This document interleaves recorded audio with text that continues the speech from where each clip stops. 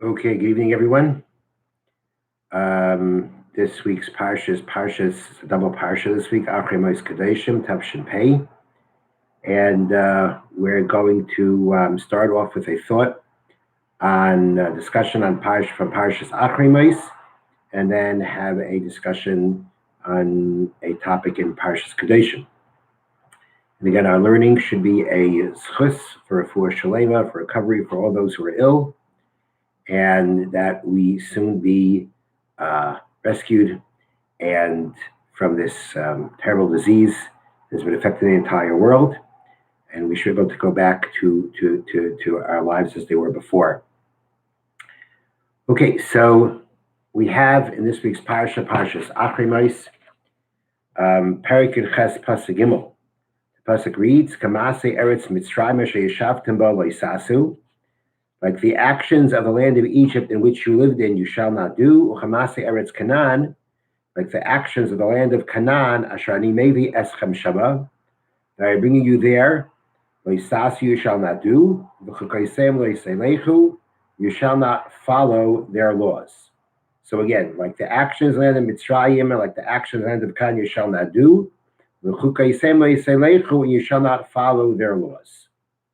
So what this last phrase, and in their laws you shall not follow, what exactly is that coming to teach us? As Rashi points out, if the first half of the pasuk begins not to follow, not to copy the actions of Egypt and Canaan, what now is the Torah adding by saying, and in their laws do not follow? And therefore Rashi tells us that these words and their laws you shall not follow, Elu nimuse shalahen. These are referring to their social customs. Things that are established like laws by them. Like theaters and race courses where they race animals. So again, is not talking about established laws, but it's talking about nimuses, which is translated as social customs. The social customs that are called chukim, which mean laws, because they are so accepted by the society, it's so accepted as a practice, that it's like a law. Everybody does it, everybody's expected to do it. It's a social norm. This is what the Torah is adding. So the first part of the pasuk that says, like the actions of Egypt, the actions of Canaan, don't do, that is following, that refers to what the Torah is about to discuss, which is arayos, which means the forbidden marriages, illicit relationships that the Torah forbids us. These were common practices of the Egyptians and the Canaanites. The Torah tells us don't do that. But now the Torah, besides for those kinds of actions, the Torah now also tells us not to follow their social norms, their social customs. Things that are not necessarily, things that are not, would not appear necessarily to be forbidden or terribly bad, like a immoral act, but things that are the social norms. The Torah tells us also, don't follow those social norms, don't follow those societal customs, because they also have a negative effect on you. But the phrase of don't follow their chukim, their laws, is again not referring to anything like the illicit relationships that are going to be mentioned. It's not talking about their laws and their established laws as much as their societal customs that we are being told do not follow them. So that is what the phrase, according to Rashi, is coming to add. Now, I want to point out here that the word that's being used for these social customs is the word chok, which we do find it used as a law. Interestingly, we use the word chok very often to mean a law, a mitzvah, that we don't understand the reason behind it. That is what the word chok is very often used to describe a mitzvah that we don't understand what's the meaning behind it, like shatnez, not wearing a mixture of wool and linen. What's wrong with doing that? And there are other examples of that. Paraduma makes someone who is impure pure, someone pure impure. That is how the word chok is used often. Now, according to the way Rashi explains it, don't follow the societal laws. The word chok wouldn't seem to have any kind. The word chok, in the context of some kind of a law that we don't understand, doesn't necessarily, that wouldn't fit in here. There's no connection to that here. The word chok does seem to, and the word chok that is used here, interestingly, and we may see, and we're going to see this in some other examples, is that, again, according to Rashi's explanation, we're not using the word law as law of the land, an established official law, but rather an adopted practice that is like a law. It's a societal norm. It's something that everybody does. It's called a law not because it's an established law in the books, as much as a practice that's accepted at a point of being like a law. That's the word chok that's being used here. So according to Rashi again,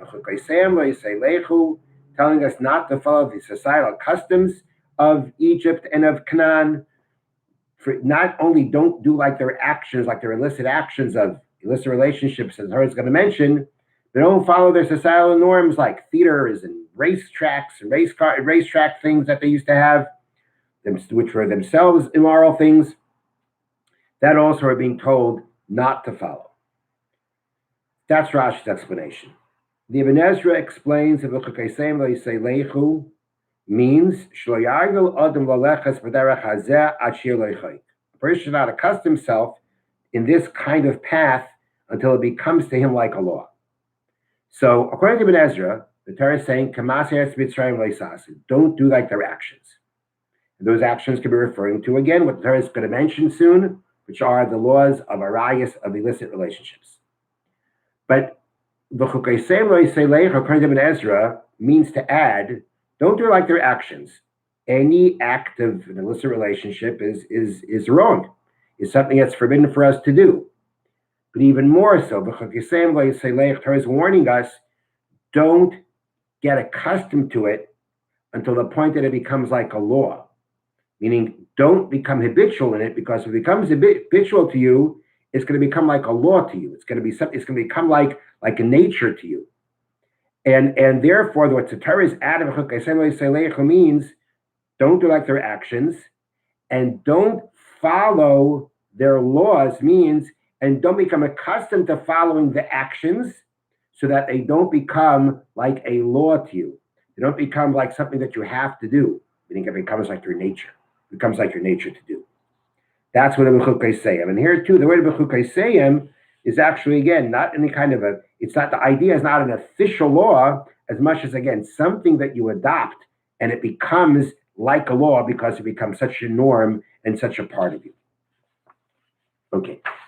The Netziv in Hamek Davar is also coming to explain what exactly is the first pasuk telling us when it says don't do like their actions, and then and don't follow their laws. So he explains like this. When the Torah is warning us, this is the beginning of the warning about arayas, about the illicit relationships. And again, these things existed in Egypt and in Canaan. The thing is, though, that they existed in two forms.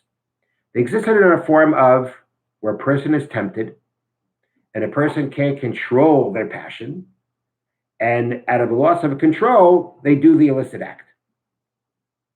And then there also was the fact that they had Chukoseyim here again means laws, but it means customary practices, traditions, lifestyles, which was something that, as the Hamek Davar says on the words of the Chukoseyim, their leaders on their own decided these things. That this is the proper way of doing things. So again, the word of B'chukoseyim, not related to anything necessarily that has a connotation of something that doesn't have any kind of reason behind it. But again, it's not so much as an established law, as much as an established practice, an accepted practice. The leader has decided this is the way things should be. This is how it's proper to act. It's not a law you have to do it, but it's a norm that they established. This is the lifestyle that they established. So therefore, The pasuk says, "Don't do like the actions of the Egyptians." It means do not do these kinds of things. Don't allow these things to tempt you to the point that you lose control and commit this kind of illicit act out of loss of control. The temptation was too great.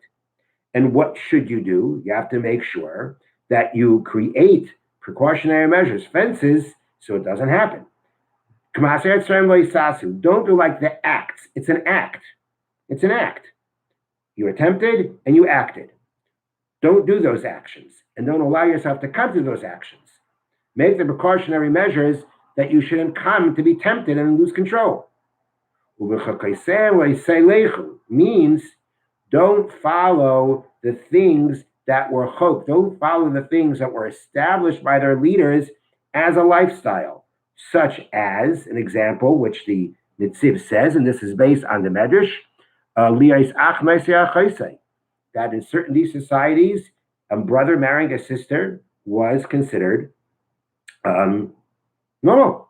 That's the way the leaders had decided this is an appropriate way of people having relationships. So means don't follow their lifestyle. You have to make sure not to fall prey to an illicit act. You have to make sure not to adapt a illicit lifestyle. And both of them existed amongst these peoples. They existed basically not being careful so as not to be tempted and fall to your temptations. And then there were also these illicit lifestyles that were established, both as what the Torah is telling us not to do. And again, the word b'chukei, the word chok being used here, again, is not so much an established law, as much like a law in the books, as much as an accepted practice. An accepted practice, so to speak, as if it's a law. It's so well practiced, so much a part of their society. It's like as if this thing that was this lifestyle that was adopted as if it's a law. Now, so what we have here is a couple explanations to what when the Torah tells us don't follow their laws. We have Rashi explanation. It means don't follow their lifestyle in the sense of the theaters and the circuses. The Ibn Ezra says their laws don't follow means don't become habitual to the point this becomes like a law to you, like a part of your nature. According to Nitziv, we have the word Mot-Kedoshim is referring to the fact that we have one form of actions, of illicit actions that come due to temptation and falling to one's temptation. And then there is adapting this illicit lifestyle that the Egyptians had, that a lifestyle that their leaders had established. This is the way life should be lived. This is the way to live that. This is the way to live life, to adapt these kinds of illicit lifestyles. To have that these kind of relationships are part of the norm. All these are the things that the Torah is warning us not to do. Not to, according to the Nitziv, not to fall prey to the actions, create the precautionary measures, not to fall to prey to these temptations, and don't adapt that kind of lifestyle. And the word chok, again, doesn't seem to be being used in a form of chok like we talk about a mitzvah doesn't have a reason, but rather the word chok seems to be used not for an official law like a law in the books, as much as a well-established and adopted lifestyle that becomes norm, it becomes like a law. The Malbim explains B'chukei Seyem in a very similar way. It's talking about those kinds of lifestyles. And he actually says that the word chok here does relate to the word chok that means something without an understanding, because he says many of these societal norms that are established, and again, in these kinds of what we call illicit relationships, but were norms in those societies at those times, nobody really knew why it was that way. Why is this such a norm? Why was it established? How did it get established to be such a norm? The one who established it, he had his reason. He may have had an actual reason for it. It may have just been something that he desired to do, so he also turned it into a societal norm. The original person who started it, he may have known why he did it. But it comes to a point where nobody knows why it's done. It's just done. That's why. So he actually used the word chok here in this context, in that idea of something that's done without necessarily understanding why it should be done. I'm going to share with you a very interesting explanation given by Rabbi Mordechai Kamenetsky in his book Parsha Parables to explain what the Torah is, what the Torah can also be alluding to, teaching us by using the word chok. Don't follow their laws, and using the word chok in the context of something that a law that's done or something that's done without understanding why it's being done. And he explains it starting off with a story, which is the way that he always does. And I'm going to read it from his book. So it's a story that is told about a Talmudic scholar who was traveling by train from Philadelphia to Harrisburg, Pennsylvania. The man had a beard, long dark coat, and large wide-brimmed black hat. After placing his bags over his seat, he sat down next to a well-groomed businessman who looked at him scornfully. For the first 20 minutes of the trip, the secular gentleman kept eyeing the student as if he wanted to tell him something. He was eyeing the scholar as if he wanted to tell him something. Finally, the businessman could no longer contain himself. With passion in his voice, the man began to shout, "You know, I'm sick and tired of Jews who think they are still in the Middle Ages. You're a disgrace. I'm Jewish too. I even speak Yiddish. But do I wear a black hat? Do I let my beard grow? Must I wear an oversized hat? No. Why do you wear those clothes? Why do you wear that beard? Why do you need that hat? It's time you woke up and joined the modern world, the world of America."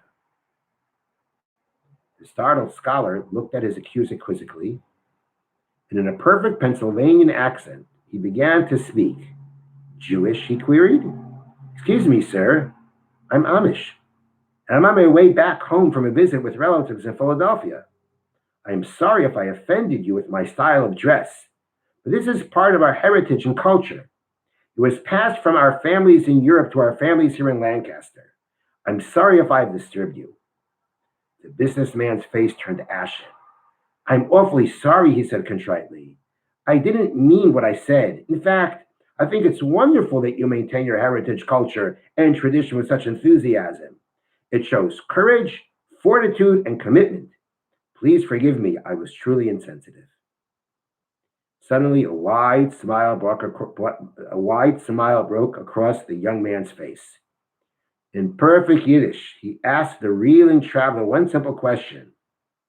"For the Gentile, it's wonderful, but for the Jew, it's a disgrace?" The point that he wants to use from this story is the fact that from this person's actions, whether the story is true or not, but definitely could have been true, probably is true. You see that, he didn't really have any meaning behind it. He doesn't understand what's the point of the hat, what's the point of the beard. And if a Jew is doing it, and it makes a sense to him, you're back in the Middle Ages. But now the guy does it, the Gentile does it. Oh, it's a beautiful tradition, and it's so nice to keep traditions, and it shows commitment and strength. Basically, on the guy it's okay if it doesn't make sense, but on the Jew it's not okay. And Rabbi Kamenetsky also says, he writes that I have met scholars who have studied the sociological nuances of Zulu tribes, but have never devoted more than an elementary level of study to their own heritage. Thousands of unaffiliated college students who buy recordings of Gregorian chants are still circumspect in regard to listening to words of Torah. Basically, we have a problem.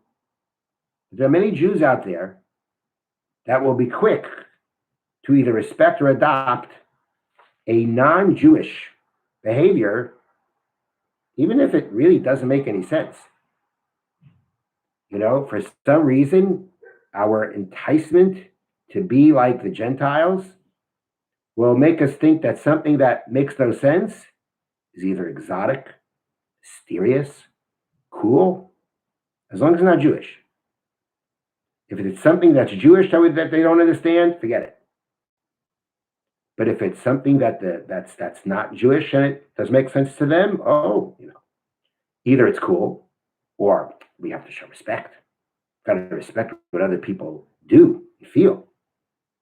The Torah by saying don't follow their chukim, and it used the word chok, which means something that we don't understand.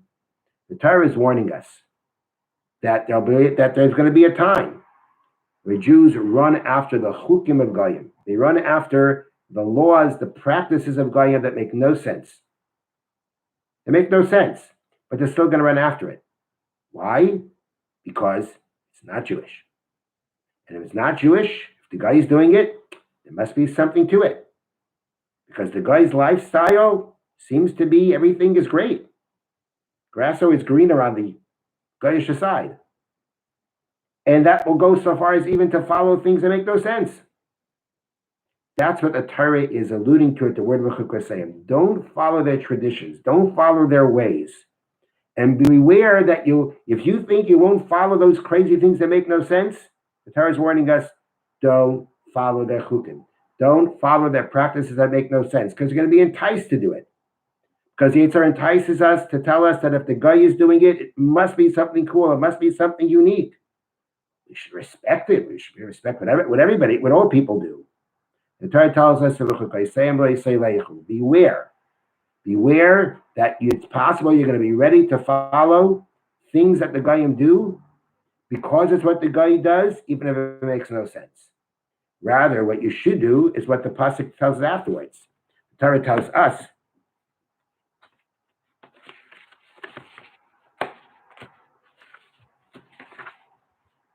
as mishpatai tasu, you shall do my laws, and you shall guard my chukim to walk in them. Don't go following the things that don't make sense by the other nations of the world. Follow the ones in your own heritage. Follow those chukim. If something is enticing because it's mysterious, you don't need to go to the Goyim to figure that out. Follow the ones that are part of your heritage. Those are the ones that are worthwhile. Those are the things that will truly give you meaning in life. So according to this, the word of Mot-Kedoshim, using that word chok here, was really meant, again, to allude to the idea or to warn us that our desire to be like the nations of the world, which we think is going to make life better for us, can go as far as even do things that they do that makes no sense. But we'll still be ready to do it because of the fact that if the guy does it, it must be something worthwhile.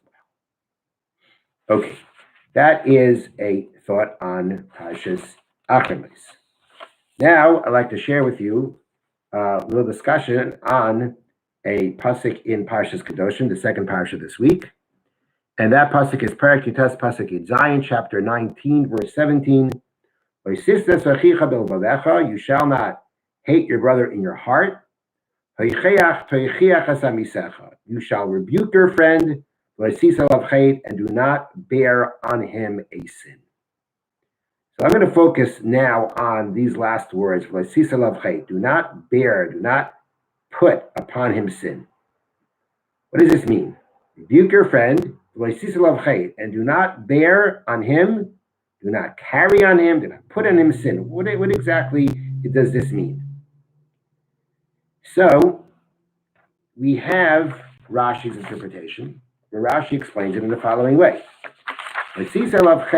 Rebuke your friend and do not bear because of him a sin on yourself. Doesn't mean don't bear, don't put, don't, sisa means to lift, to carry. Don't carry on him a sin, but it means don't carry on yourself a sin because of him. What sin would you be carrying on him that relates to rebuke? Says Rashi, if you rebuke him and you embarrass him publicly by rebuking him, you may have tried to do the mitzvah of rebuking him, but now you have sinned by embarrassing him. Rebuke your friend, and do not bear because of him a sin. Don't rebuke him in a way that you now bear a sin on yourself by embarrassing him while you rebuked him. So that's how Rashi learns. Rebuke and don't bear a sin because of him. Because it's possible you can rebuke and bear a sin because of him. Why? Because you rebuked him in the wrong way. The Kli Yakar seems to follow a similar interpretation, but the Kli Yakar explains like this: rebuke your friend and don't bear a sin because of him means rebuke him and don't bear a sin. Because if you don't rebuke him, you will bear a sin. Because if you can rebuke him and you didn't rebuke him, then you will be responsible for his sin. You will carry the responsibility. You'll have to take responsibility for it. You can get caught up in the punishment of his sin. Because if you could stop it and you didn't, it becomes your sin. And now you're responsible for it. So according to the Kli Yakar, rebuke your friend. And by rebuking him, you won't bear a sin because of him. Because you rebuked him. And let's say he doesn't listen. So you try. You're not responsible anymore. Your responsibility is only as far as when you could stop him, that you have to try to stop him. But if you try to stop him and he doesn't listen at the end, and it comes to the point that he's not going to listen anymore, and there's no more hope for him, so then you're free. You did your part. You're off the hook. But if you could have rebuked him and you didn't, then you're on the hook for it because you're responsible for that sin just as much as he is. And the Kli Yakar brings a famous parable, and that of a person who was on a ship, and it was in his cabin on the ship, and he starts drilling a hole in the bottom of his floor, which is the bottom of the ship. And people hear this noise. What's this noise? And they come into his cabin. They're drilling a hole in the bottom of the ship. They say to him, "What are you doing?" And he says, "What do you mean? This is my room. This is my spot. I can do anything I want. What's it got to do with you?" They say to him, "Fool, this may be your spot, but if you drill a hole here, the water is going to come in. It's going to flood the ship. The ship is going to sink, and we're all going to die." The Kli Yakar uses that mashal to say that the same way, if these people don't stop this person from drilling the hole, they're going to suffer. They're going to bear the consequences of his actions. That's what also happens also when you can rebuke a person and you don't, that you will now feel you will now have to take responsibility for what he did. Ramifications of his actions are going to affect you also. Because if you couldn't stop him and you didn't, you're going to feel the same effects of the damage that he's doing to himself. You're going to feel those effects. You're going to be responsible. Just as he's responsible for his actions, you're responsible for those actions because you didn't stop them when you could. So that is how he explains Leisisa Lav Chet. The Leisisa Lav Chet means you should rebuke someone and don't bear a sin for it, because if you rebuke, you won't bear a sin. If you don't rebuke when you could have rebuked, you will bear a sin. You will be as responsible for that sin just as much as the person who did it. The Achrei, and this is also seems to be the way the Ramban learns, explains these words in a different way. And because according to both Rashi and the Kli Yakar, the Leisisa Lav Chet means you shouldn't bear some kind of sin because of him. The Achrei says it means something else. So the Achrei explains the whole pasuk. The pasuk says, "Leisisa achicha b'levavecha," don't hate your friend in your heart. You shall rebuke your friend, and don't bear a sin on him. So it means like this. Somebody did something wrong to you, and you're angry at him. You dislike him for it. So the Torah says, somebody did something wrong to you, don't keep it inside, but rather, go to your friend and rebuke him. He caused some kind of damage to you. He caused you some kind of hurt, and you're angry at him. You're upset with him for it. Rebuke him for it. Go over to him and let him know, and ask him why did he cause this kind of hurt or damage to you. Now you might think that you may be so convinced that this guy is so bad that he's not even going to listen to you. He did what he did, and he's not interested in apologizing or making up for it. So why should I bother going ahead and rebuking him? The Torah says, the Torah tells us no. Leisisa Lav Chet, do not bear sin on him. When you perceive that he did something wrong to you, don't bear sin upon him. Means don't put sin upon him. Don't assume that the sin that you think that he did is on him. It's part of him, and he has no interest in changing from it, but rather approach him and give him the benefit of the doubt that when you approach him, that perhaps something can come from it. Number one, he may explain to you what happened, and maybe now you'll see that he didn't mean to do anything wrong, or he'll apologize. So le'sisa of chait means you should rebuke him and don't bear sin upon him. Don't decide I shouldn't rebuke him because the sin is on him. He did something wrong, and that's the way things are going to stay, and that's the way he wants things to stay. Le'sisa of chait means don't bear the sin upon him. Don't put the sin upon him means to say that you decide he did something wrong, and that sin is on him. That's what he is. That's what remains. He has no interest in changing. No, give him the benefit of the doubt, approach him, speak to him about it, and it's possible that things will turn out for the best. Because again, he'll either explain to you what he did, or he'll apologize. So again, I want to share with you an explanation that Rabbi Kamenetsky, Rabbi Mordechai Kamenetsky, in his more Parsha parables, gives an explanation, similar type of explanation, and it too comes with a story. That story is a story with the Chafetz Chaim. And again, I'll read it to you. As the Chafetz Chaim traveled through Poland, Lithuania, and Russia to sell his works, he entered an inn in Vilna and beheld a disturbing sight. A burly young man was about to devour a roasted and stuffed hen that lay on his plate. A tall stein, overflowing with cold brew, stood next to the succulent fowl. All of a sudden, the man picked up the entire hen and stuffed it into his mouth. Washing down his meal with a giant gulp of beer, he left the stein nearly empty. The Chafetz Chaim had never seen a Jewish person eat like that, let alone without a bracha. The sage turned to the innkeeper, the Chafetz Chaim turned to the innkeeper and inquired, "Tell me a little bit about this man. I'd like to talk to him." "Oh," the host smirked while waving his hand in disgust. "There's nobody to talk to. This young man never learned a day in his life. The Cantonists captured him when he was 11, and he served in the Russian army 15 years.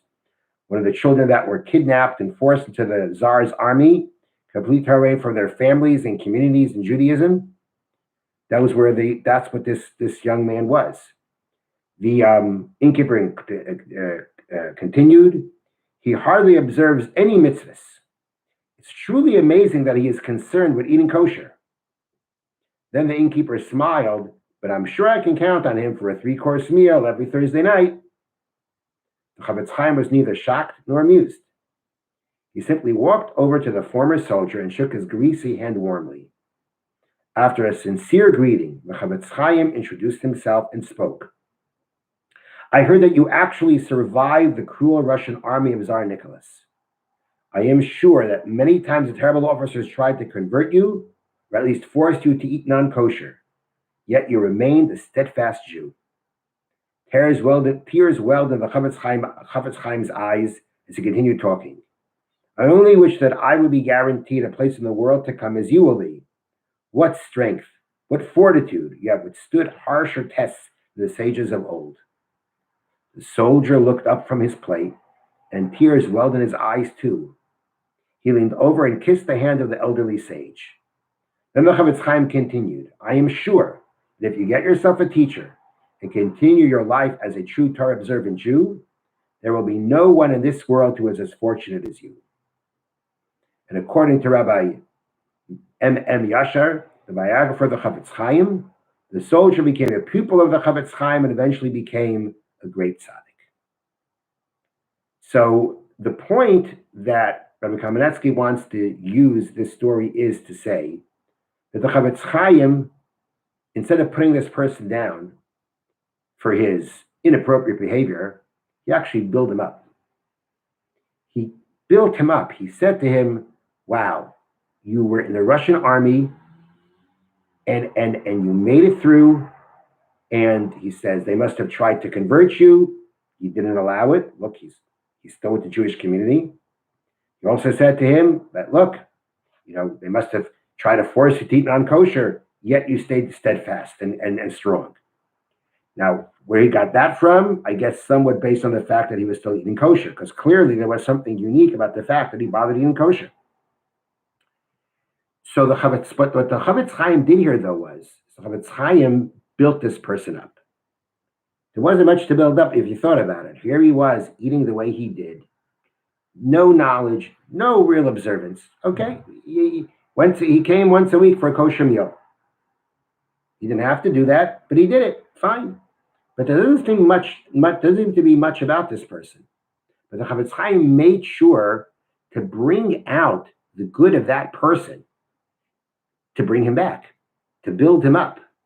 That's what he did. He said to this person, based on the fact that you're just here, shows that you did hold strong in some way. And that built him up. As a matter of fact, he brings down, Rabbi Kamenetsky brings down a very interesting thought on a pasuk in the book of Mishlei. Mishlei tells us, he who acclaims evildoers as righteous, person who tells a rasha, someone evildoer that they're righteous, will be cursed. Terrible thing to do, tell a wicked person they're righteous. But those who admonish will be blessed. You rebuke, you'll be blessed.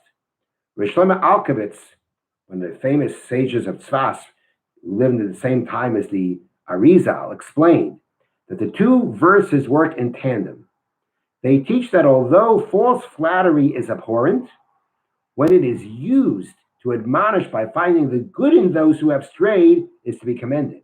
If somehow or another you can tell this rasha that he's a good guy, but you do that as part of the admonishment, as part of the rebuke, as part of the way of getting him back, then that's praiseworthy. That's a good thing to do. The Chavetz Chaim here, although there wasn't much good going on with this person, he found that positive thing about him. And he used that to build him up, to give him, to admonish him, to rebuke him, to bring him back to the right path. And therefore, Rabbi Kamenetsky wants to say that sorry about that. You shall not bear upon him sin is similar to the Arachayim. When you rebuke a person, don't bear sin upon him. Don't rebuke him with the attitude of, this guy is sinful, and you have to stop being sinful. Don't bear sin upon him. Don't put sin upon him, but rather put upon him, as you admonish him, put upon him something that makes him feel righteous, something that makes him feel powerful, something that makes him feel that can pick himself up and bring himself back. When you're admonishing, rebuke your friend, but don't put sin upon him. As you're rebuking him, don't rebuke him in a way that all you do is put sin upon him and stress the sin that he's doing. Rather, don't bear the sin upon him. Don't stress the sin, but find something that makes him feel righteous, something that makes him feel good, something that makes him feel that he has a righteousness to him, he has a potential to himself, and he can build himself up from it. So similar to the Arachayim, means not about you, it means about him. Don't put sin upon him. But it means while you're rebuking, don't put the sin upon him as you rebuke, and rebuke based solely on the fact that he's a sinner, that you're telling him he's a sinner, but rather rebuke him in a way that he feels righteous, that he feels that he has potential, that he has greatness, that he can pick himself up and bring himself back. Have a wonderful evening.